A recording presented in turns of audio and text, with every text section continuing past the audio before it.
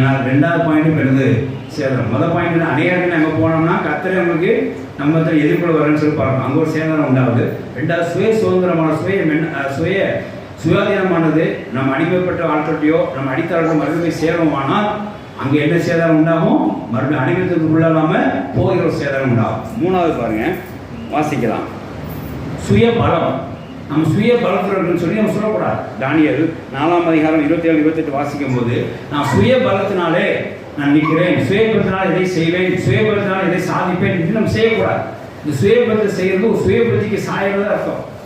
சுய பலத்தை செய்கிறது நான் இன்ஜினியர், நான் டாக்டர், என்னால் எதையும் சாதிக்க முடியும் அப்படி சுய பலத்தில் நீங்கள் சொல்லாதீங்க. கர்த்தர் துணை இல்லைன்னா எந்த சுய பலத்தில் நிற்க முடியாது. என்கிட்ட பணம் நிறைய இருக்குது நான் சாதிப்பேன் அப்படின்னு நினைக்காதீங்க. கர்த்தர் துணையாக இல்லைன்னா உங்கள் பணம் இருந்து உங்களுக்கு வேஸ்ட் தான். வாசிக்கலாம்.